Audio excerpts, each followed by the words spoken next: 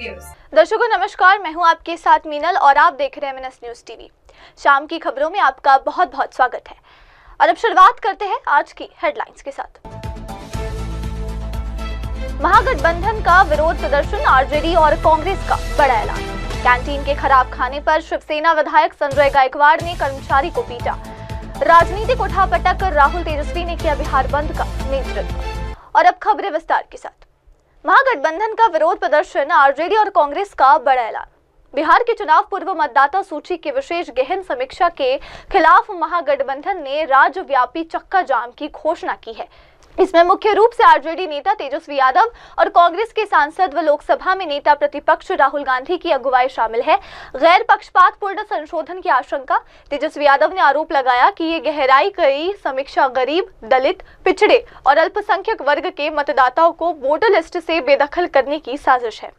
दस्तावेजी प्रक्रिया पर सवाल। पंजाब की आलोचना करते हुए उन्होंने कहा कि आम लोगों के न पासपोर्ट जैसे दस्तावेज है, न हायर फोटो, इसे संभवतः 2 करोड़ से अधिक मतदाता वंचित हो सकते हैं।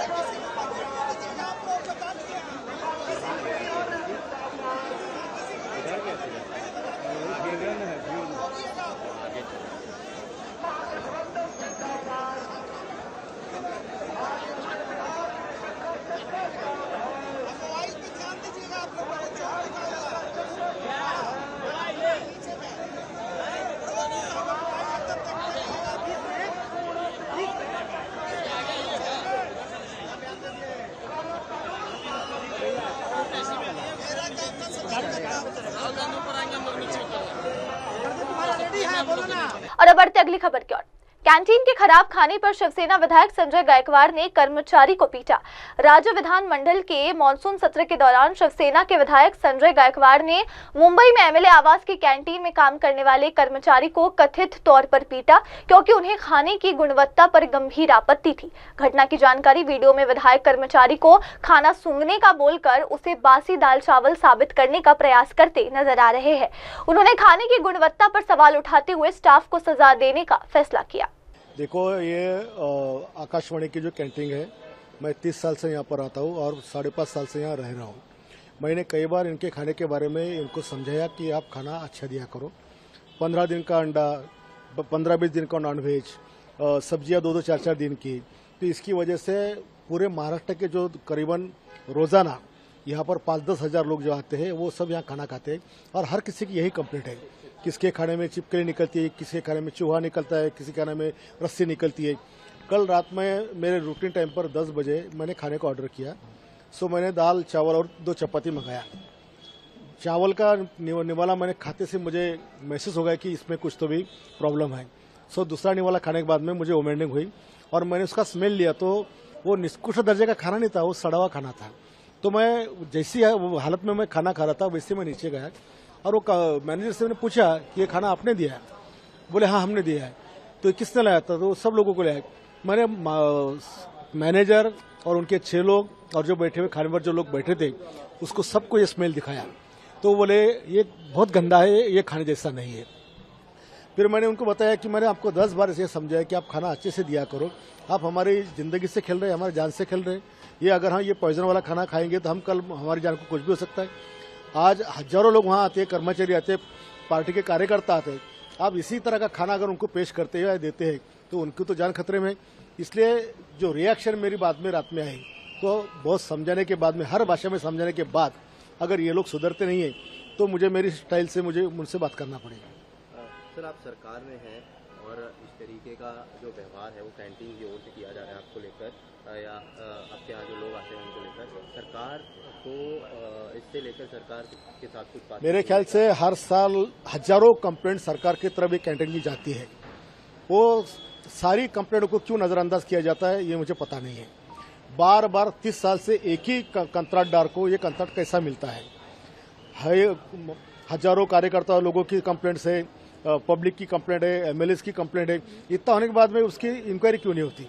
उसके पूरे किचन के अंदर चूहे दौड़ते रहते हैं, सारा गंदा माहौल होता है, सारा खाना जो है 4-4, 5-5 दिन का बना रहता है। तो ये सारी चीजें चेक होना चाहिए। वहाँ के जो कोई गायकवाड़ करके एमडी है उनका भी काम है कि उस पर देखरेख कर, लेकिन ऐसा कुछ होता नहीं है।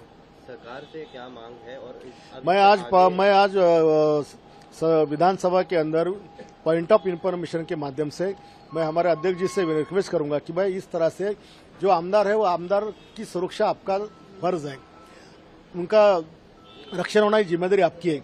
तो आप इस पर ऐसी कार्रवाई की कि आने वाले कल में इस तरह के होटल में कुछ भी जिससे लोगों की जान को धोखा हो, इस तरह का खाना परोसा ना जाए, खाना बनाया ना जाए। आइए बढ़ते हैं अगली खबर की ओर। राजनीतिक उठापटक राहुल तेजस्वी ने किया बिहार बंद का नेतृत्व। महागठबंधन ने बिहार विधानसभा चुनाव से पहले चुनाव आयोग की विशेष गहन मतदाता सूची समीक्षा के खिलाफ बिहार बंद और चक्का जाम का आह्वान किया। इस विरोध प्रदर्शन की रणनीतिक बागडोर लोकसभा में नेता विपक्ष राहुल गांधी और आरजेडी नेता तेजस्वी यादव ने पटना में इनकम टैक्स गोलंबर से लेकर चुनाव आयोग के कार्यालय तक लोकतांत्रिक मार्च निकालकर संभाली। महागठबंधन ने आरोप लगाया कि एसआईआर प्रक्रिया के तहत गरीब, दलित, पिछड़ा और अल्पसंख्यक समुदायों के वोटरों को मतदाता सूची से बाहर करने की कोशिश हो रही है और इसे लोकतंत्र पर हमला व वोटबंदी बताया गया। उनका कहना है कि इस प्रक्रिया से निर्वाचन की निष्पक्षता और पारदर्शिता पर सवाल उठते हैं, इसलिए इसे तत्काल रोकने की मांग की जा रही है।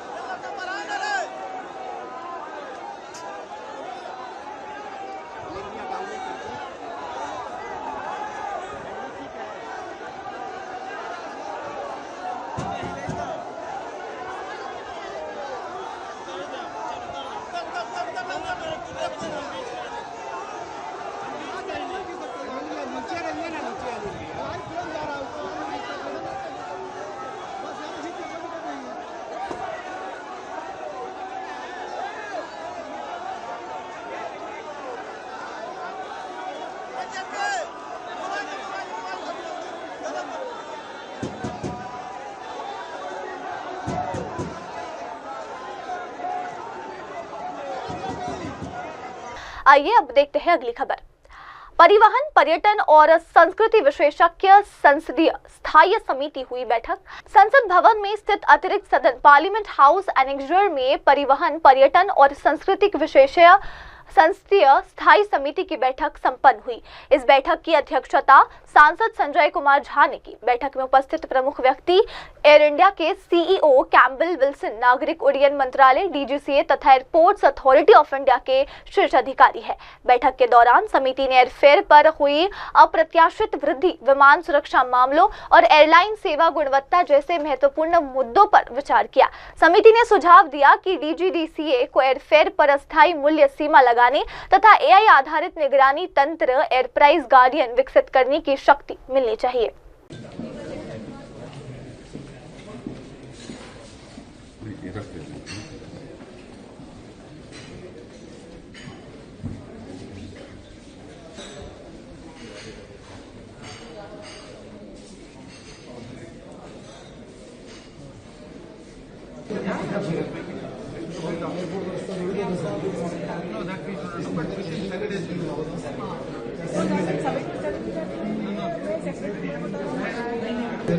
वेट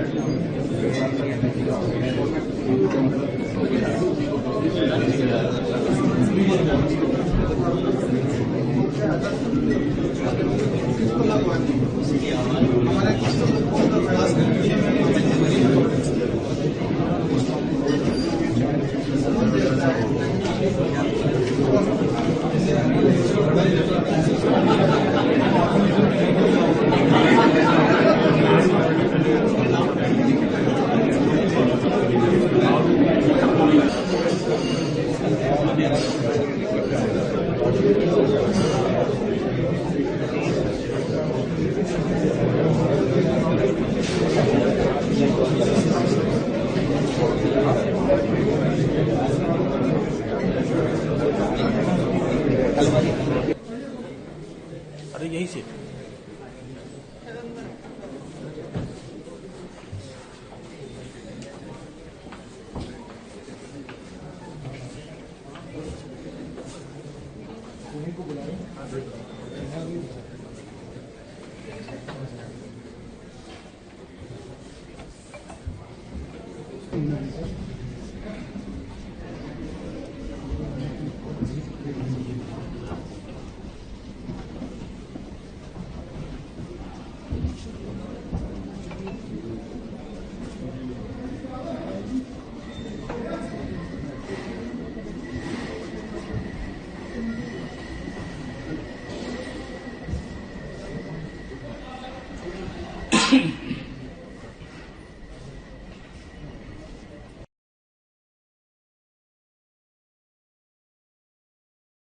आइए अब बढ़ते हैं अगली खबर की ओर।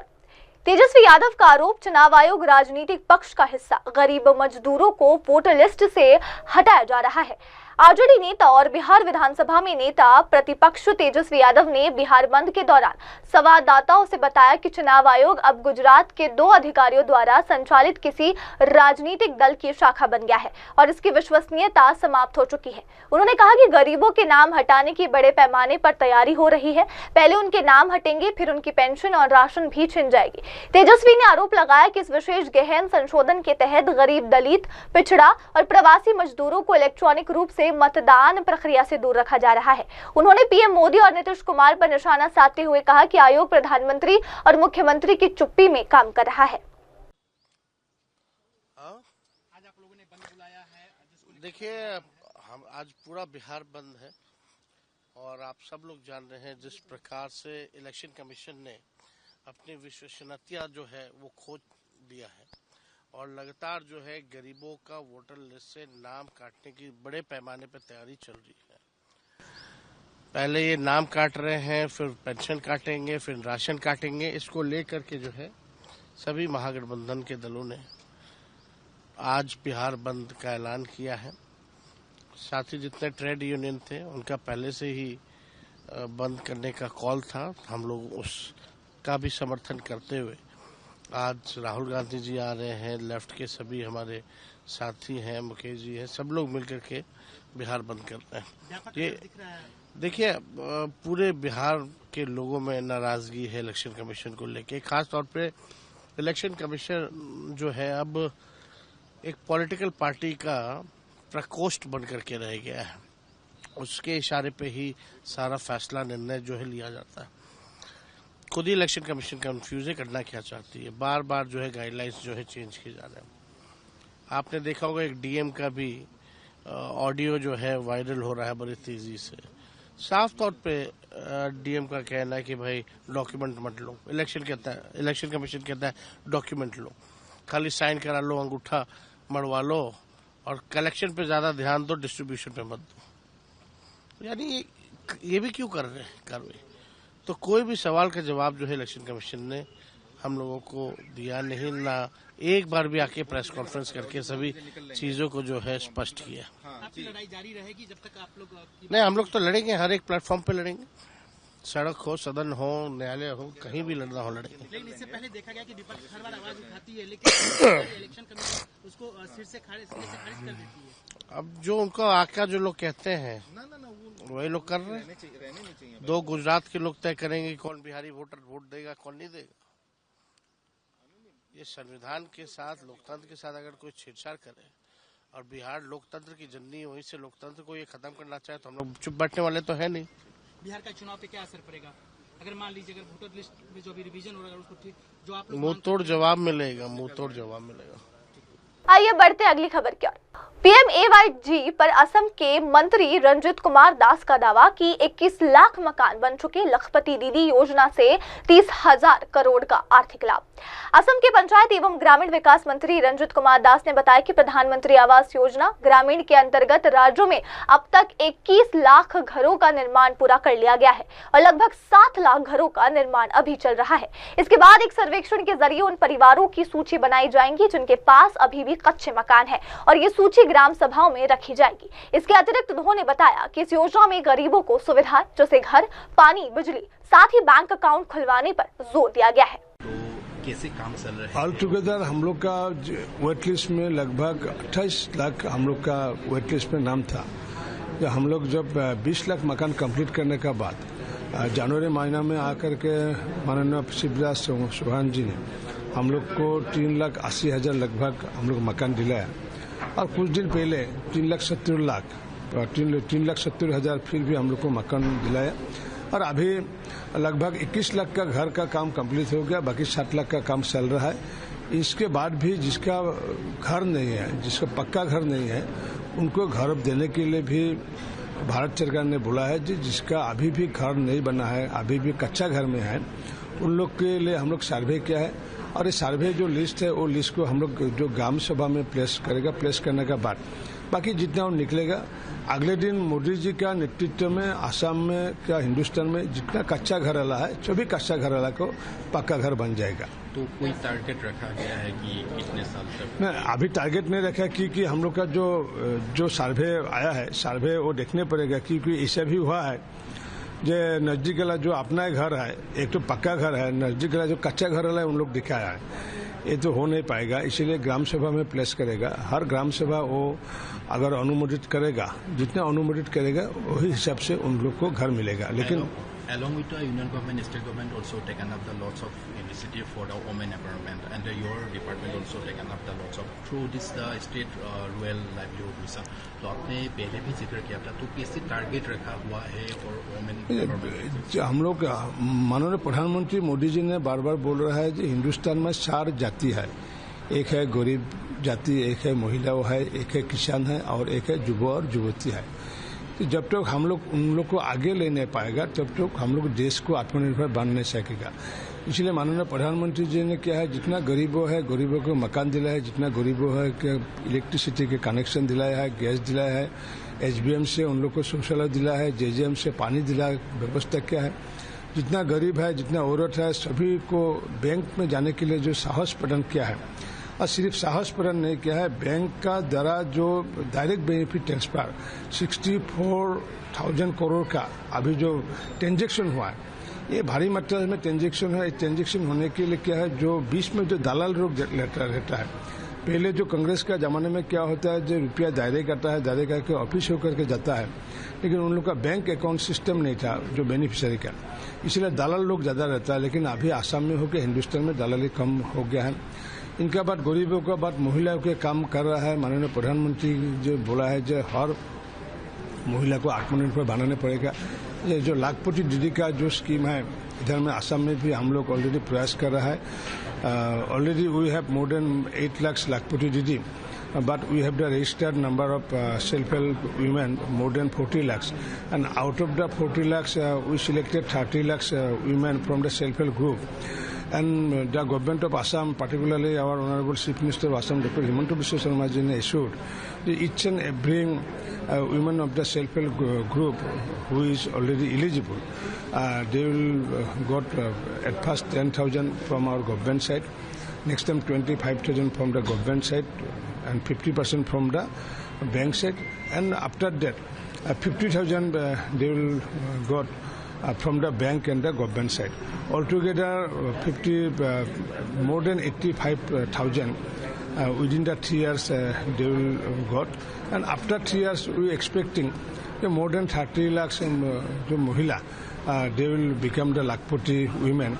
And if we 100% success in this regard, then 30 lakhs women, if I multiply with the 1 lakh, that means 30,000 crore economy benefit होगा, और हम लोग का असम का महिला का ये सबसे बड़ा खबर होगा, और उस टाइम हम लोग का असम का जीडीपी भी आगे जाएगा। आइए अब देखते हैं अगली खबर। बिहार बंद, पटना में दानापुर कोर्ट के पास सड़क जाम और टायर जलाए गए। महागठबंधन नेताओं ने चुनाव आयोग की आलोचना की। महागठबंधन ने बिहार विधानसभा चुनाव से पहले मतदाता सूची के विशेष गहन संशोधन के खिलाफ बिहार बंद का आह्वान किया। पटना के दानापुर कोर्ट के पास प्रदर्शनकारियों ने सड़कें जाम की और टायर जलाए, जिससे यातायात प्रभावित हुआ। प्रदर्शनकारियों का आरोप है कि संशोधन प्रक्रिया में गरीब, दलित, पिछड़ा और अल्पसंख्यक समुदायों के नाम जानबूझकर मतदाता सूची से हटाए जा रहे हैं, जिससे उनकी मतदान की स्वतंत्रता पर संकट आ सकता है।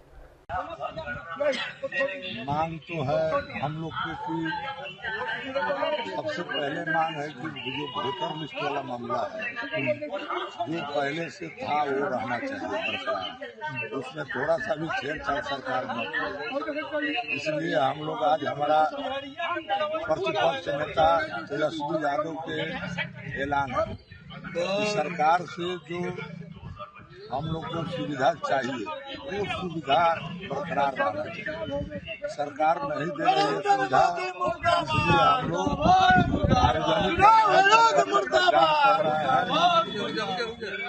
हम लोग के प्रतिपक्ष नेता का यही आदेश है।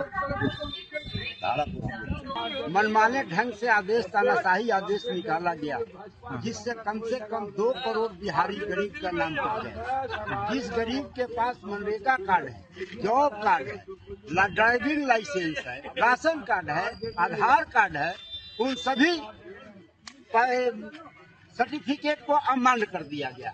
जो वोटर आईडी कार्ड चुनाव आयोग खुद जारी किया उसको भी अमान्य कर दिया, और चुनाव आयोग को संविधान में ऐसा कहीं प्रावधान नहीं है कि वह मनमाने ढंग से पहचान पत्र का निर्धारण कर सके। ये गैर कानूनी है, गैर संवैधानिक है, संविधान का हत्या है, गरीब लोगों के साथ अन्याय है। गरीबों का नाम काट करके पिछले दरवाजे से भाजपा जो है सत्ता पर काबिज होना चाहती है, जिसके विरोध में महागठबंधन के नेता और विशेषकर नेता प्रतिपक्ष के आह्वान पर हम लोग पूरे रोड पर उतरे हैं, बिहार बंद कराए हैं, और जैसा पार्टी का निर्देश होगा आगे भी आंदोलन को यदि चुनाव आयोग नहीं मानेगा जारी रखेंगे। ये किसने अधिकार दे दिया नागरिकता साबित करने को चुनाव आयोग को? कहाँ से संविधान में, किस संविधान में किस दफा के तहत इसको अधिकार मिल गया? नागरिक कहता घुसपैठिया। और अब बढ़ते अगली खबर की ओर। सीपीआई नेता सुदामा प्रसाद ने महागठबंधन के बिहार बंद का स्वागत किया। सीपीआई के नेता सुदामा प्रसाद ने 9 जुलाई 2025 को पटना में आयोजित महागठबंधन के बिहार बंद का स्वागत किया। उन्होंने कहा कि ये बिल्कुल अच्छा है, हम उनका स्वागत करते हैं, वे बिहार आ रहे हैं। सीपीआई के महासचिव कॉमरेड दीपांकर भट्टाचार्य, राष्ट्रीय सचिव कृणाल और सम्मानीय तेजस्वी यादव आज पटना में मिलकर इस बंद का नेतृत्व करेंगे।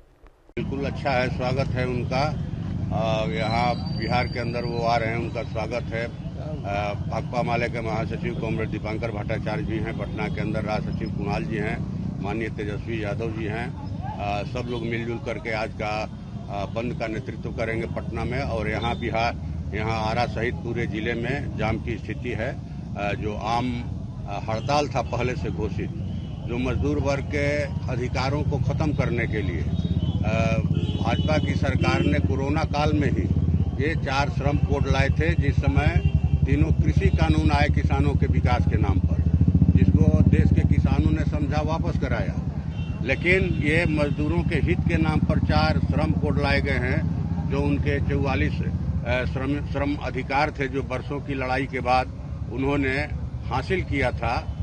वोट मन के कि हड़ताल करने का अधिकार, यूनियन बनाने का अधिकार, धरना प्रदर्शन करने का अधिकार, 8 घंटा काम, 8 घंटा आराम और 8 घंटा मनोरंजन का अधिकार, उसको ये एक झटके से खत्म करना चाहते हैं। इनके मैंने कॉरपोरेट मित्रों ने कहा कि मजदूर वर्ग को अब जो है सप्ताह में 90 घंटा काम करना चाहिए। अगर सप्ताह में मजदूर 90 घंटा काम करेंगे तो आराम कब करेंगे?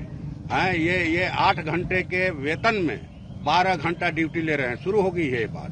इसलिए देश के मजदूर संगठनों ने आपस में एका बना करके आज उनकी वापसी के लिए उन श्रम कोडों को, जो मजदूर विरोधी हैं, कॉरपोरेट परस्त हैं, ये आम हड़ताल का आह्वान किया है, जिसे देश के तमाम किसानों ने आज इनका समर्थन किया था। इंडिया गठबंधन का भी समर्थन था। लेकिन जो नई परिस्थिति पैदा हुई वोटर लिस्ट से लोगों का नाम उड़ाने के लिए, गरीब गुरबों का, दलित पिछड़ों का, उस स्थिति में इंडिया गठबंधन ने तय किया कि आज के आम हड़ताल को हम चक्का जाम में तब्दील करेंगे, बिहार बंद में तब्दील करेंगे। इसलिए कि बिहार में जिस तरह से अपराध बढ़ा है, अभी गोपाल खेमका की हत्या हो गई। कुछ दिन पहले 2018 में उनके बेटे जो है गुंजन खेमका की हत्या हुई थी। इधर नवगछिया में व्यवसायी की हत्या हुई, विनय कुमार गुप्ता की, जो किराना व्यवसायी थे। बेगूसराय के नौला में सुजीत शाह की। यहाँ छपरा में जो गोदरेज शोरूम के मालिक अमरेंद्र सिंह, उनके भाई शंभू सिंह की हत्या हुई। तो ये जो है बिल्कुल कहा जाए कि अपराध सर चढ़ करके बोल रहा है। सरकार का यहाँ इकबाल खत्म है। इसलिए इंडिया गठबंधन ने तय किया कि आज हम लोग पूरी तरह से चक्का जाम करेंगे, पूरी तरह से बिहार को बंद करेंगे। और हम समझते हैं कि आज का चक्का जाम, हम लोग को रिपोर्ट मिल रही है, टीवी भी हम लोग देख रहे थे, चारों तरफ बिहार में संपूर्ण बंद है। आइए अब देखते हैं अगली खबर।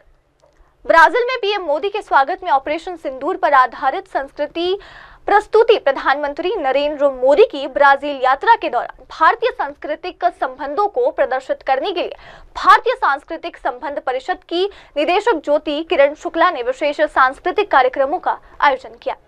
इन कार्यक्रमों में ऑपरेशन सिंदूर नामक नृत्य प्रस्तुति विशेष आकर्षण का केंद्र रही, जो भारत की आतंकवाद विरोधी पहल को दर्शाती है। ज्योति किरण शुक्ला ने इस प्रस्तुति के बारे में कहा कि यह कार्यक्रम भारतीय समुदाय के लिए एक विशेष उपहार था, जिसमें हमारे वैदिक मंत्रों का सम्मिलन किया गया। उन्होंने बताया कि इस प्रस्तुति में अमेजन के पुजारियों द्वारा पारंपरिक मंत्रोच्चारण किया गया, जो भारतीय शिव तांडव के साथ प्रस्तुत किए गए। देखिए, डायस्पोरा बहुत उत्साहित था माननीय प्रधानमंत्री के आने पर, और यहाँ आईसीसीआर का जो कल्चरल सेंटर है भारत का, वो साओ पाउलो में है। स्वामी विवेकानंद कल्चरल सेंटर, उसने पूरे प्रोग्राम को क्यूरेट किया with the help of the diaspora. और हमने एक यहाँ की जो संस्कृति है उस दृष्टि से देखते हुए एक फ्यूजन जो रियो में प्रस्तुत किया, वो बहुत पसंद आया, सबको बहुत पसंद आया। और आपने देखा होगा कि माननीय प्रधानमंत्री के भी उस पर बहुत उत्साहजनक रिएक्शंस थे। उसके अतिरिक्त हमने एक ऑपरेशन सिंदूर, जो कि भारत की गरिमा का विषय है, उसको डायस्पोरा बहुत गहराई से महसूस करता है। तो उसको हमने एक कहना चाहिए कि उसको हमने एक डांस की विधा पर मैसेज कन्वे किया। जो तीसरा प्रोग्राम यहाँ हुआ, जिसको हमने शौर्य त्रिवेणी कहा, उसमें भी भारत की जो सेना है उसके सम्मान की दृष्टि से भरतनाट्यम में क्यूरेट किया। कल की जो विशेषता रही कार्यक्रम की ब्राजीलिया की, वो ये कि पहली बार अमेज़न के जंगलों से वहाँ के जो प्रीस्ट होते हैं, जो हेड्स होते हैं, जो मुखिया होते हैं, उन्होंने पहली बार विश्व में किसी भी प्रधानमंत्री के लिए अपनी प्रस्तुति दी। उनके जो होली चैंट्स होते हैं, हमारे यहाँ मंत्र होते हैं, उनके यहाँ चैंट्स होते हैं। तो होली चैंट्स अपनी पारंपरिक वेशभूषा में, और हमारा शिव तांडव अपनी पारंपरिक, मुझे लगता है एक जबरदस्त दृश्य था, जबरदस्त संगम था, और एक एक्लेक्टिक मिक्स भी था, क्योंकि भारत और ब्राजील की संस्कृति कहीं ना कहीं एक दूसरे से कनेक्टेड है। हमने पिछले साल में 81 प्रोग्राम्स किए, हमारे यहाँ योग से लेकर के कल्चरल जितनी भी भारत की विधाएं हैं, be it Bharatanatyam, be it tabla, be it any other area of performing art, उनकी क्लासेस चलती हैं जो हम माध्यम से चलाते हैं। कई ऑनलाइन क्लासेस भी हैं। उसके अतिरिक्त हमारे 3 इम्पॉर्टेंट प्रोजेक्ट्स हैं जो बहुत इनोवेटिव हैं, जो सिर्फ SPCC करता है अपने लेवल पे। दैट इज, एक तो यूथ कनेक्ट के लिए हमने कैंपस कनेक्ट प्रोग्राम किया, जिससे हम यूनिवर्सिटी से जुड़ते हैं। एक्सपीरियंस इंडिया डे, जिसमें एक नैनो एक्सपीरियंस हम यूनिवर्सिटी के स्टूडेंट्स के लिए क्रिएट करते हैं। इंडिया फेस्ट, जो अब तक हम 14 म्यूनिसिपैलिटीज में कर चुके हैं। ये they are grand festivals of India, जिसमें फूड से लेकर कल्चर तक वी प्रेजेंट एवरीथिंग। नहीं, ब्राजील पूरा ICCR का कर्म क्षेत्र पूरा ब्राजील है। और जैसे अभी मैंने 15 दिन पहले जो क्यूरेट किया फेस्टिवल इंडिया फेस्ट, वो हमने फ्लोरिपा में क्यूरेट किया। अगला फेस्टिवल हम ब्राजीलिया में करने जा रहे हैं। इस तरह से वो भारत को गहरा प्रेम करते हैं। आपने नोटिस किया होगा, कल का जो सितार जिसने प्रधानमंत्री के लिए प्रस्तुत किया वो ब्राजीलियन था। इसी तरह से कई सारे नृत्य, कई सारे, क्योंकि ये कला और संस्कृति को बहुत पसंद करने वाला देश है और भारत की कला अपने आप में बहुत गहरी है, पुरातन है। तो ये लोग सीखना भी चाहते हैं, जुड़ना भी चाहते हैं। आपको मैं एक छोटा सा उदाहरण देती हूँ। अभी हमने योग दिवस पर योगा नेट करके एक प्रोजेक्ट किया, जिसमें हमने 100 कम से कम योग टीचर्स को जोड़कर उनका एक प्लेटफॉर्म जनरेट किया।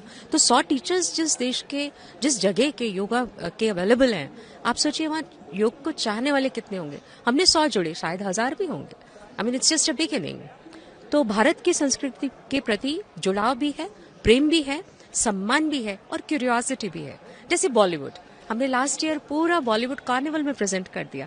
पहली बार ऐसा हुआ कि कल्चर फेस्ट कार्निवल भारत की दृष्टि से बना और रियो में हमने पूरा भारत का with that kind of music हमने पूरा बॉलीवुड प्रेजेंट किया। आइए अब देखते हैं अगली खबर।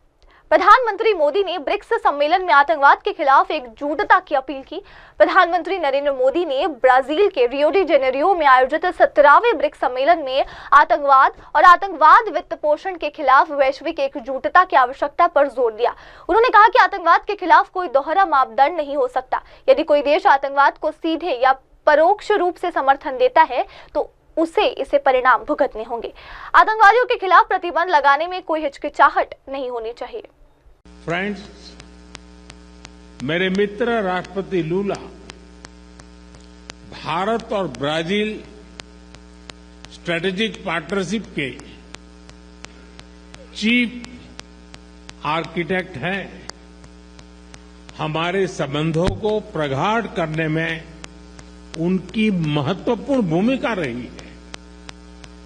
मुझे उनके साथ हर मुलाकात में दोनों देशों के लोगों की समृद्धि और कल्याण के लिए काम करने की ऊर्जा मिली है। मैं इस सम्मान को भारत के प्रति उनकी गहरी प्रतिबद्धता और हमारी अटूट मित्रता को समर्पित करता हूं। हम एकमत है कि सभी विवादों का समाधान डायलॉग और डिप्लोमेसी के माध्यम से होना चाहिए। आतंकवाद के खिलाफ लड़ाई पर हमारी सोच समान है। Zero tolerance and zero double standards. हमारा स्पष्ट मत है कि आतंकवाद पर दोहरे मापदंडों का कोई स्थान नहीं है। हम आतंकवाद और आतंकवाद के समर्थकों का कठोर विरोध करते हैं। एक्सेलेंसी, एक बार फिर इस सर्वोच्च राष्ट्रीय सम्मान के लिए और आपकी मित्रता के लिए मैं 140 करोड़ भारतवासियों की ओर से आपका बहुत बहुत आभार व्यक्त करता हूं। मैं आपको भारत यात्रा करने का निमंत्रण भी देता हूं। धन्यवाद। मुइतो ओब्रिगादो। हम चाहते हैं कि बिना वीजा काउंटर की लंबी लाइन के भारत और ब्राजील के संबंध कार्निवल जितने रंगीन हो, फुटबॉल जितने जोशीले और सांबा की तरह दिलों को जोड़ते जाएं। इसी भावना से हम दोनों देशों के लोगों को, विशेष रूप से टूरिस्ट, स्टूडेंट्स, स्पोर्ट्स पर्सन्स और बिजनेसमैन के बीच संपर्क सुगम बनाने के लिए प्रयास करेंगे। फ्रेंड, वैश्विक स्तर पर भारत और ब्राजील ने सदैव करीबी समन्वय के साथ काम किया है।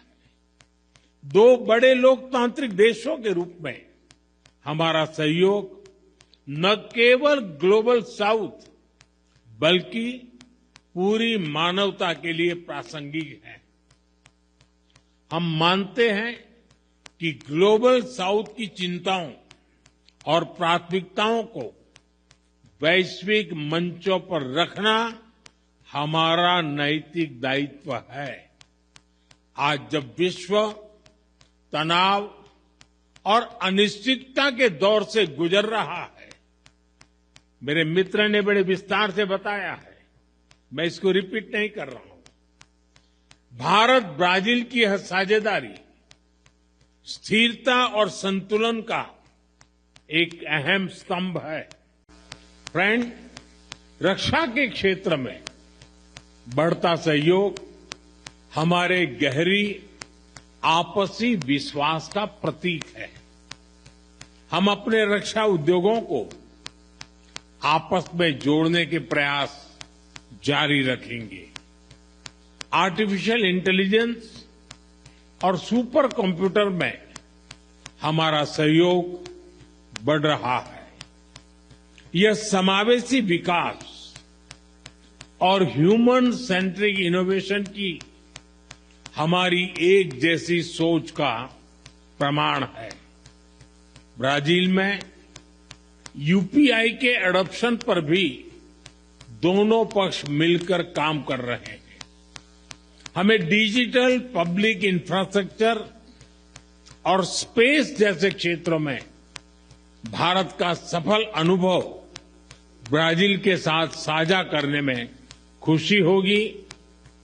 कृषि और पशुपालन क्षेत्र में हमारा सहयोग दशकों पुराना है। अब हम एग्रीकल्चरल रिसर्च और फूड प्रोसेसिंग पर भी मिलकर काम करेंगे। स्वास्थ्य के क्षेत्र में भी हम अपना विन विन सहयोग बढ़ा रहे हैं। हमने ब्राजील में आयुर्वेद और ट्रेडिशनल मेडिसिन के विस्तार पर बल दिया। Friend, people to people ties हमारे संबंधों का महत्वपूर्ण स्तंभ है। दोनों देशों में स्पोर्ट्स में गहरी रुचि भी हमें आपस में जोड़ती है। फ्रेंड, आज की चर्चाओं में हमने हर क्षेत्र में सहयोग को सुदृढ़ करने पर बात की। हमने आने वाले 5 वर्षों में द्विपक्षीय व्यापार को $20 बिलियन तक ले जाने का लक्ष्य निर्धारित किया है। फुटबॉल ब्राजील का जुनून है। क्रिकेट भारत के लोगों का पैशन। बॉल बाउंड्री के पार करे या गोल में डाले, जब दोनों एक ही टीम में हो तो 20 बिलियन की साझेदारी कठिन नहीं है। हम मिलकर भारत मर्कोसूर प्रेफरेंशियल ट्रेड एग्रीमेंट के विस्तार पर भी काम करेंगे। फ्रेंड, ऊर्जा के क्षेत्र में हमारा सहयोग निरंतर बढ़ रहा है। पर्यावरण और क्लीन एनर्जी दोनों देशों की मुख्य प्राथमिकता है। इस क्षेत्र में सहयोग बढ़ाने के लिए आज जो समझौता किया गया है, उससे हमारे ग्रीन गोल्स को नई दिशा और गति मिलेगी। इस वर्ष ब्राजील में होने जा रही COP30 बैठक के लिए मैं राष्ट्रपति लूला को शुभकामनाएं देता हूं। आइए अब बढ़ते हैं अगली खबर की ओर। केरल में इडुक्की में जीप सफारी पर प्रतिबंध का विरोध, हादसे के बाद लगी थी रोक। केरल के इडुक्की जिले में सैलानियों के लिए जीप सफारी पर प्रतिबंध लगा दिया गया है। इससे वहां के लोगों में आक्रोश है। सोमवार को मजदूर यूनानियों ने कुमिली में सरकारी दफ्तरों तक मार्च निकाला और प्रतिबंध हटाने की मांग की। जिला प्रशासन ने मुन्नार में हाल ही में हुए हादसे के बाद प्रतिबंध लगाया। हादसे में एक सैलानी की मौत हो गई थी। प्रदर्शनकारियों ने कहा कि प्रतिबंध से उनका अस्तित्व खतरे में है। उनकी आजीविका पूरी तरह जीप चलाने पर निर्भर है। पूरे इडुक्की जिले में जीप सफारी के जरिए ही पर्यटन केंद्रों में घूमना होता है। प्रशासन ने कहा कि प्रतिबंध अस्थायी है। अधिकारी जीप की फिटनेस और ड्राइवर के अनुभव की जांच करेंगे। इसके बाद जीप सफारी फिर शुरू हो सकती है। आइए बढ़ते अगली खबर की ओर। उत्तराखंड में हिल स्टेशनों पर सैलानियों और निवासियों की सहूलियत के लिए तकनीक का सहारा। उत्तराखंड के नैनीताल और मसूरी जैसे हिल स्टेशनों पर सैलानियों की बढ़ती संख्या प्रशासन और वहां रहने वालों के लिए भारी सिरदर्दी है। लंबा ट्रैफिक जाम, सीमित संसाधनों पर भारी दबाव और रोजमर्रा की जिंदगी में रुकावट से आम लोग चिंतित है। भारी ट्रैफिक, संसाधनों की कमी और रोजमर्रा की चुनौतियों से निपटने के लिए पर्यटन विभाग ने नैनीताल और कैंची धाम में सर्वे शुरू किया और यहाँ अधिकतम कितने लोग और गाड़ी आ सकती है। सैलानियों ने सरकार की कोशिशों का स्वागत किया। वे मानते हैं कि सरकार ये कदम उन्हीं की सहूलियत के लिए उठा रही है। कई लोगों का मानना है कि ट्रैफिक और आगंतुकों की संख्या को नियंत्रित रखने से भीड़ भाड़ कम होगी, प्रदूषण कम होगा और हिल स्टेशनों का प्राकृतिक आकर्षण बना रहेगा। उत्तराखंड सरकार का मकसद इन उपायों के जरिए ट्रैफिक में सुधार करना और खूबसूरत हिल स्टेशनों को सुरक्षित रखना है। इसका मकसद आम लोगों को आराम और सैलानियों के सफर को आसान बनाना है। साथ ही हिल स्टेशनों के पर्यावरण की रक्षा करना। मसूरी में पर्यटन उद्योग से जुड़े लोगों ने संतुलन बनाने की योजना, आधुनिक बुनियादी ढांचे और विस्तार से सलाह मशवरा की पैराखरी की है। उत्तराखंड के नैनीताल और मसूरी जैसे हिल स्टेशनों पर सैलानियों की बढ़ती संख्या प्रशासन और वहां रहने वालों के लिए भारी सिरदर्दी है। लंबा ट्रैफिक जाम, सीमित संसाधनों पर भारी दबाव और रोजमर्रा की जिंदगी में रुकावट से आम लोग चिंतित हैं। रोड्स जो हमारे क्षेत्र के हैं, कुमाऊं की रोड्स हैं, वो सिंगल रोड्स हैं। उसकी वजह से भी कंजेशन बहुत ज्यादा बढ़ता है। जो यहाँ पर लोग आते हैं, ठीक है, मैं उनका स्वागत करता हूँ, पर जो यहाँ पर जाम की व्यवस्था वजह से हमको स्थानीय लोगों को काफी नुकसान होता है। कई लोग जैसे समय पर ऑफिस नहीं पहुँच पाते हैं, जैसे गाड़ी से जाना है, और स्कूली बच्चों को जो होता है काफी रोड में चलने के लिए यहाँ पर सामना करना पड़ता है। जैसे मरीज आते हैं, मैंने भी देखा कि यहाँ पर अभी बीच में दुर्घटना भी यहाँ पे घटी है। तो कहीं ना कहीं इसके लिए नैनीताल में एक अत्यधिक वाहन का जो भार है वो जिम्मेदार तो है। भारी ट्रैफिक, संसाधनों की कमी और रोजमर्रा की चुनौतियों से निपटने के लिए पर्यटन विभाग ने नैनीताल और कैंची धाम में सर्वे शुरू किया है कि यहाँ अधिकतम कितने लोग और गाड़ियां आ सकती हैं। इसके नतीजों के आधार पर सैलानियों की संख्या पर नियंत्रण के लिए पर्यटक पंजीकरण प्रणाली शुरू की जा सकती है। वास्तविक समय में गाड़ियों और लोगों की आवाजाही पर नजर रखने के लिए स्वचालित नंबर प्लेट पहचान प्रणाली या ANPR और हेड काउंट कैमरे लगाए जाएंगे। हमारी एक टीम अब वहाँ जा रही है और चली भी गई है। वो स्टडी करेगी वहाँ पे, उसकी कैरिंग कैपेसिटी का भी स्टडी करेंगे हम लोग, और साथ ही साथ दो दर्शन लोगों का जो है आराम से हो, उसमें कोई दिक्कत ना हो। कुछ लोकेशंस पे हम लोग ANPR कैमरेज वगैरह भी लगा रहे हैं ताकि जितनी गाड़ियों का मूवमेंट है उसको कैच कर लें हम लोग, और हेड काउंट करने के लिए मंदिर परिसर में एक कैमरे वगैरह भी इंस्टॉल कर रहे हैं, जिसकी वजह से हमें एग्जैक्ट एक खाका हमें मिल पाएगा कि कितने दर्शनार्थी आ रहे हैं और कितने टूरिस्टों का मूवमेंट उस एरिया में हो रहा है। मसूरी में पर्यटन उद्योग से जुड़े लोगों ने संतुलन बनाने की योजना, आधुनिक बुनियादी ढांचे और विस्तार से सलाह मशवरा की पैरोकारी की है। ये संतुलन सैलानियों की संख्या और यहाँ रहने वालों की जरूरतों को लेकर होगा।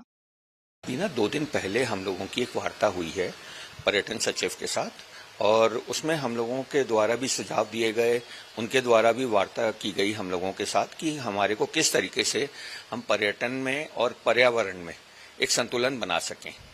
उसको लेकर के हम लोग आगे बढ़ रहे हैं, क्योंकि देखिए यहाँ पे जो है बहुत सारी चीजें हैं। अगर हम ट्रैफिक की बात करते हैं तो हमारे यहाँ इंफ्रास्ट्रक्चर डेवलपमेंट करना एक बहुत जरूरी एक कदम बन गया है इस समय, जहाँ पे कि हम पार्किंग डेवलप करें। हम क्या चाह रहे हैं कि जो पर्यटक आए उसकी हमारे पास गिनती रहे, उसका हमारे पे रिकॉर्ड रहे, या हम चाह रहे हैं कि उसकी संख्या सीमित करी जाए। ये दो अलग अलग विषय हैं। और अगर हमें उससे सिर्फ एक जानकारी लेके जो कि उसके हिसाब से हम अपनी व्यवस्थाएं बनाएं शहर में। मान लीजिए आज की डेट में हमारे पे शहर में व्यवस्था 10,000 आदमियों की है और 12,000 आ जाते हैं, तो 2,000 अतिरिक्त लोगों की क्या व्यवस्था करनी है। अगर वो है मकसद तो एक अच्छी चीज है। एक तो सरकार जो भी निर्णय ले, मसूरी की सभी संगठनों के अध्यक्ष सचिव से या जो यहाँ पे जितने भी इसमें सहभागी हैं, जो बिजनेस पे डिपेंड है, उन लोगों को पूछा जाए, उनका एक सर्वे किया जाए। उस सर्वे के आधार पे जो भी उचित निर्णय हो सबके उसी पे कोई ठोस निर्णय लिया जाए। मेरा तो सरकार से, माननीय मुख्यमंत्री जी से, अपने विधायक जी से, पूरी सरकार से मेरा निवेदन है कि क्यों नहीं यहाँ पे पार्किंग की व्यवस्था की जाती है। आपने इतने सालों में यहाँ पे कोई पार्किंग नहीं बनाई। सैलानियों ने सरकार की कोशिशों का स्वागत किया है। वे मानते हैं कि सरकार ये कदम उन्हीं की सहूलियत के लिए उठा रही है। कई लोगों का मानना है कि ट्रैफिक और आगंतुकों की संख्या को नियंत्रित रखने से भीड़ भाड़ कम होगी, प्रदूषण कम होगा और हिल स्टेशनों का प्राकृतिक आकर्षण बना रहेगा। सरकार जो करेगी अपने पॉइंट व्यू से अच्छा ही करेगी, हम लोगों के लिए बेस्ट ही होगा। वो तो जो भी वो करेगी। तो आपको लगता नहीं है कि सीमित संख्या में लोग आएंगे, जो आप जाम में फंसते हैं वो फंसेंगे नहीं? हाँ, बिल्कुल ठीक बात है। हाँ, कितना समय बचेगा? स्पॉट बहुत बचेगा, पोल्यूशन बचेगा, यहाँ की ग्रीनरी अच्छी रहेगी। सब चीजें देखी जाए तो सब चीजें अच्छी हैं। उससे देखा जाए तो बहुत अच्छा डिसीजन रहेगा ये तो, बहुत अच्छा। कैसे बताइए? हाँ, यहाँ एक दो चीज और भी सही, जैसे मॉल रोड पे गाड़ियां आने जाने का ये बंद ही कर देना चाहिए। नहीं तो यहाँ पे मॉल रोड बहुत छोटा एरिया है, बहुत कम गाड़ी अगर बंद रहेगी तो बहुत अच्छा रहेगा हमारे लिए, सबके लिए। हाँ, यहाँ पे गाड़ियाँ रहता है तो प्रॉब्लम आता है आने जाने, चाहे टूरिस्ट लोग के लिए, ये बात है। तो ऐसा टूरिस्ट आपको लगता है कि आप ट्रैफिक की बहुत होती है? हाँ, बहुत होता है, बहुत। यहाँ पे 4-4 घंटा 5-5 घंटा फंसना पड़ता है देहरादून से मसूरी आने के लिए। उत्तराखंड सरकार का मकसद इन उपायों के जरिए ट्रैफिक में सुधार करना और खूबसूरत हिल स्टेशनों को सुरक्षित रखना है। इसका मकसद आम लोगों को आराम और सैलानियों के सफर को आसान बनाना है, साथ ही हिल स्टेशनों के पर्यावरण की रक्षा करना है। और अब अगली खबर।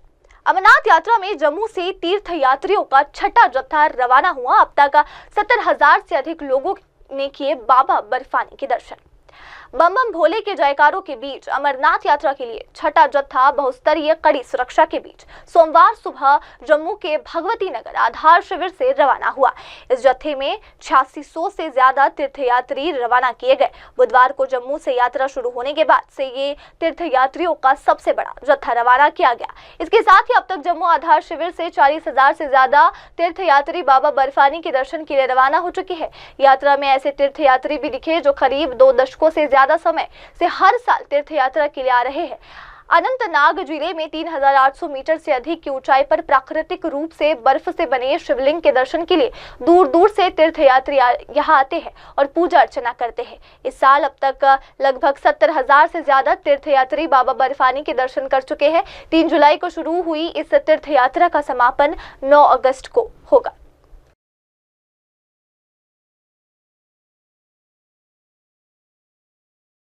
बम बम भोले के जयकारों के बीच अमरनाथ यात्रा के लिए छठा जत्था बहुस्तरीय कड़ी सुरक्षा के बीच सोमवार सुबह जम्मू के भगवती नगर आधार शिविर से रवाना हुआ। इस जत्थे में 8,600 से ज्यादा तीर्थयात्री रवाना किए गए। बुधवार को जम्मू से यात्रा शुरू होने के बाद से ये तीर्थयात्रियों का सबसे बड़ा जत्था रवाना किया गया है। इसके साथ ही अब तक जम्मू आधार शिविर से 40,000 से ज्यादा तीर्थयात्री बाबा बर्फानी के दर्शन के लिए रवाना हो चुके हैं। बहुत अच्छा प्रशासन का भी व्यवस्था है और मंदिर का ट्रस्ट का यहाँ जो है व्यवस्था बहुत अच्छा है। तो क्या मांगेंगे भोले बाबा से? भोले बाबा से मांगेंगे हर साल हम लोग को बुलावे, अच्छा व्यवस्था यहाँ रखे प्रशासन और यहाँ का कानून जो भी है मंत्री लोग सारा व्यवस्था बढ़िया दे कि ताकि बम लोग यहाँ आराम से आवे, पूजा करके जाए, कोई तरह के परेशानी न हो, यही हम लोग मांगते हैं। हमको बहुत अच्छा लग रहा है, बहुत सुंदर लगा है, ये माहौल अच्छा रहा है। भोले बाबा से क्या मांगे, भोले बाबा तो सब चीज जान रहे हैं। यात्रा में ऐसे तीर्थ यात्री भी दिखे जो करीब 2 दशकों से ज्यादा समय से हर साल तीर्थ यात्रा के लिए आ रहे हैं। तो कैसा लग रहा है आप क्योंकि इस बार जा रहे हैं? बहुत अच्छा लग रहा है, लेकिन इस बार का मौसम यहाँ पर थोड़ा सा गर्म लग रहा है, बहुत ज्यादा। तपन जो है पिछले इतने सालों से यात्रा करी जो हमने, इतना मौसम जो रहता रहा, इस बार क्लाउड चेंज है, बाकी बहुत आनंद आ रहा, मजा लग रहा। क्या प्रार्थना करेंगे भोले बाबा से? भोले बाबा से प्रार्थना करेंगे कि जैसे बुलाते हैं ऐसे हर साल बुलाते रहें। अनंतनाग जिले में 3800 मीटर से अधिक की ऊंचाई पर प्राकृतिक रूप से बर्फ से बने शिवलिंग के दर्शन के लिए दूर दूर से तीर्थयात्री यहां पर आते हैं और पूजा अर्चना करते हैं। इस साल अब तक लगभग 70,000 से ज्यादा तीर्थयात्री बाबा बर्फानी के दर्शन कर चुके हैं। 3 जुलाई को शुरू हुई इस तीर्थ यात्रा का समापन 9 अगस्त को होगा। आइए बढ़ते अगली खबर की ओर। उत्तर पश्चिम भारत में मानसून ने पकड़ी रफ्तार, देश के कई हिस्सों में भारी बारिश। देश भर में मानसून के सक्रिय होने के साथ ही उत्तर और पश्चिम भारत के कई हिस्सों में सोमवार को भारी बारिश हुई। बारिश ने जहां गर्मी से राहत दिलाई तो वहीं जल भराव होने से लोगों को बड़ी परेशानी भी हुई। जल भराव की वजह से कुछ जगहों पर ट्रैफिक जाम भी देखने को मिला। राजधानी दिल्ली में सुबह सुबह हुई बारिश से मौसम सुहाना हो गया और तापमान में भी गिरावट दर्ज की गई। मौसम विभाग के मुताबिक दिल्ली एनसीआर में अगले 2 दिनों तक हल्की से मध्यम बारिश जारी रह सकती है। दिल्ली से सटे गाजियाबाद में कई जगहों पर सड़कों पर हुए जल भराव की समस्या से लोगों को जूझना पड़ा। इस वजह से कई जगहों पर ट्रैफिक जाम भी देखने को मिले। उत्तराखंड के नैनीताल जिले में भारी बारिश की वजह से नदी नाले उफान पर है। मौसम विभाग के मुताबिक आने वाले दिनों में देश के कई हिस्सों में फिलहाल बारिश इसी तरह जारी रहने की संभावना है। देश भर में मानसून के सक्रिय होने के साथ ही उत्तर और पश्चिम भारत के कई हिस्सों में सोमवार को भारी बारिश हुई। बारिश ने जहां गर्मी से राहत दिलाई तो वहीं जल भराव होने से लोगों को बड़ी परेशानी भी हुई। जल भराव की वजह से कुछ जगहों पर ट्रैफिक जाम भी देखने को मिला। राजधानी दिल्ली में सुबह सुबह हुई बारिश से मौसम सुहाना हो गया और तापमान में भी गिरावट दर्ज की गई। मौसम विभाग के मुताबिक दिल्ली एनसीआर में अगले 2 दिनों तक हल्की से मध्यम बारिश जारी रह सकती है। दिल्ली से सटे गाजियाबाद में कई जगहों पर सड़कों पर हुए जल भराव की समस्या से लोगों को जूझना पड़ा। इस वजह से कई जगहों पर ट्रैफिक जाम भी देखने को मिला। देखिए, बहुत बड़ा देश है, बहुत बड़ी समस्याएं हैं। पानी का एकदम से आ जाना, बरसना कहीं ना कहीं जल भराव का एक कारण बन जाता है। मानता हूं कि कमियां हैं, लेकिन उसको सुधारने की थोड़ी सी आवश्यकता है। हाँ भाई, दिक्कत तो होती है। अब सड़क नाली का पानी सड़क पे आ जाता है तो दिक्कत तो होती है आम जनमानस को। उत्तराखंड के नैनीताल जिले में भारी बारिश की वजह से नदी नाले उफान पर हैं। बेलगढ़ गांव के पास नाले का पानी सड़क पर आ गया, जिसकी वजह से रामनगर हल्द्वानी राजमार्ग पर यातायात बुरी तरह प्रभावित हुआ।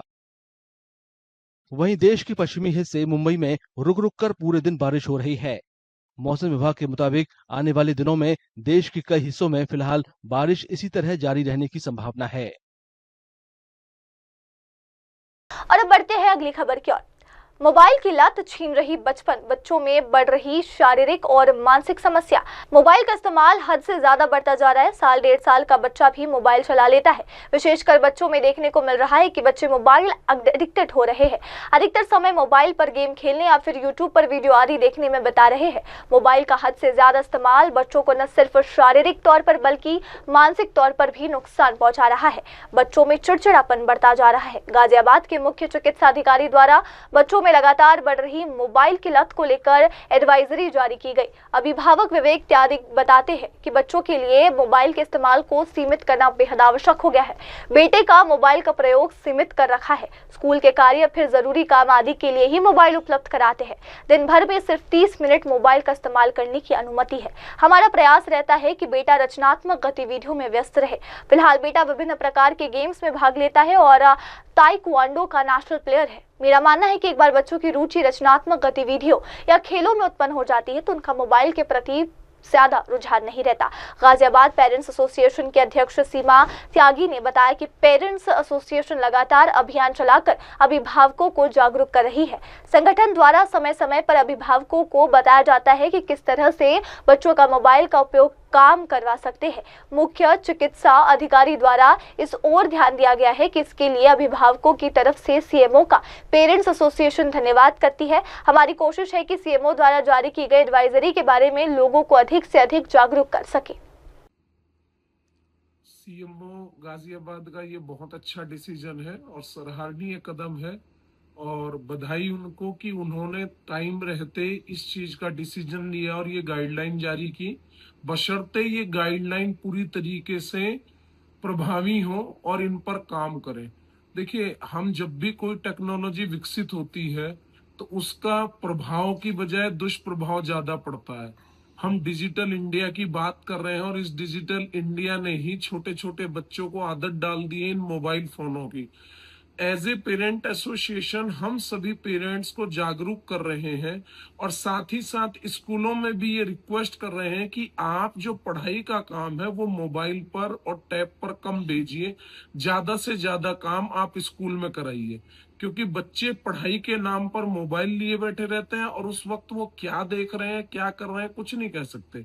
हम बात करते हैं कि हम एजुकेशन में विश्व गुरु बनेंगे, लेकिन अभी अगर हम देखें जितने भी विकसित देश हैं, अभी हाल फिलहाल का ही था, ऑस्ट्रेलिया में 16 साल तक के बच्चों के लिए बैन लगा दिया है कि वो मोबाइल फोन या कोई डिजिटल अप्लायंस नहीं यूज करेंगे। तो हमें भी जल्दी ही इस तरफ कोई कदम उठाना पड़ेगा और हमारे सीएमओ ने ऐसा किया है, ये बहुत अच्छी बात है और मैं चाहूंगी कि सीएमओ द्वारा दी गई गाइडलाइन को पूरा गाजियाबाद अच्छे से फॉलो करे, जिससे हम अपनी इस नई जनरेशन को इस बीमारी से बचा सकें। जी, सबसे पहले तो मैं कहना चाहूंगा कि एक पिता के रूप में मैंने अपने बच्चे की मोबाइल एक्टिविटी लगभग बहुत सीमित करी हुई है। मुझे लग रहा है कि वो 24 घंटे में 15 या 20 मिनट ही मोबाइल पे रहता होगा। हमने उसकी एक्टिविटी स्कूल जाने के बाद वो अपना होमवर्क करता है, किताबों में पढ़ने में रुचि है और क्रिएटिविटी वाला वर्क करता है, घर में ड्राइंग करता है और जो समय उसके पास बचता है वो ताइक्वांडो का नेशनल प्लेयर है और अपनी एकेडमी में जाता है, 3 घंटे वहाँ पसीना बहाता है। तो उससे क्या होता है कि वो बच्चा फिजिकली और मेंटली दोनों फिट है। अभी उसने हाई स्कूल में 95.4% मार्क्स हासिल किए हैं और स्पोर्ट्स में भी उसका बहुत सारा। और अब वक्त तो चला है दर्शकों एक ब्रेक का। ब्रेक के बाद लौटेंगे और देखेंगे देश दुनिया की तमाम बड़ी खबरें। तब तक के लिए आप जुड़े रहे मेरी सहयोगी शबा के साथ और देखते रहिए MNS न्यूज टीवी। नमस्कार। Hi, this is Abhijit Sawant and you are watching MNS News. आप देख रहे हैं MNS न्यूज, सच